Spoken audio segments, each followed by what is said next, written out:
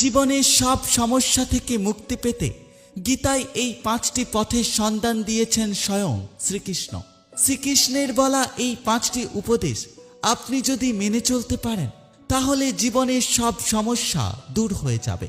তাই আজ থেকেই শ্রীকৃষ্ণের বলা এই পথে চলতে শুরু করুন।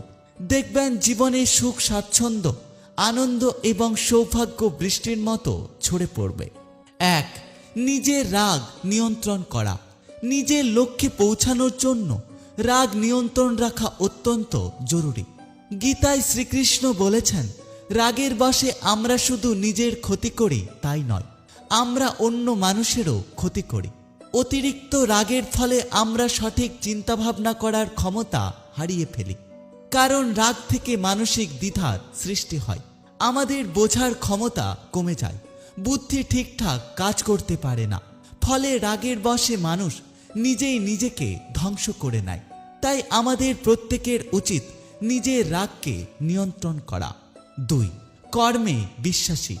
গীতায় শ্রীকৃষ্ণ বলেছেন, প্রত্যেকটা প্রাণী তার কর্ম অনুযায়ী ফল লাভ করেন। তাই ফল লাভের আশা করে কর্ম করা অর্থহীন, কারণ এর ফলে আমরা সঠিক কাজটা মন দিয়ে করতে পারি না। কোনো কাজে সাফল্য না পেলে হতাশ হওয়া ঠিক নয়, কারণ ব্যর্থতা আমাদের জীবনে শিক্ষার নতুন দরজা খুলে দেয়।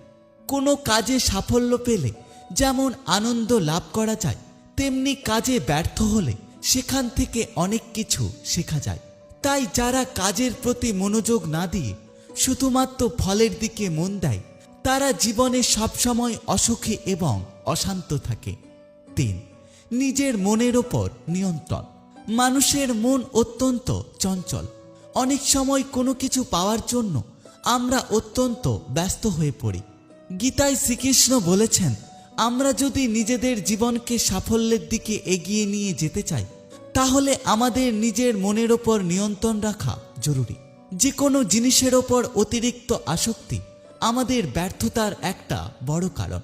আমরা যখন আমাদের মনের আকাঙ্ক্ষিত বস্তু পাই না তখন আমরা ক্ষুব্ধ হয়ে উঠি, আর এই রাগই আমাদের লক্ষ্যবস্তু থেকে আমাদের আরো দূরে সরিয়ে নিয়ে যায়। তাই সাফল্য পেতে হলে নিজের মনের ওপর নিয়ন্ত্রণ রাখা জরুরি। 4. নিজের ওপর ভারসাম্য ধরে রাখা। প্রকৃতির নিয়মই হলো পরিবর্তন।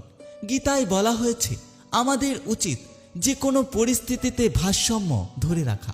আমাদের খেয়াল রাখতে হবে সুখ, দুঃখ, প্রেম কোনো কিছুই যেন আমাদের জীবনের ভারসাম্য নষ্ট না করতে পারে। আনন্দের জোয়ারে ভেসে যাওয়া এবং দুঃখের সাগরে ডুবে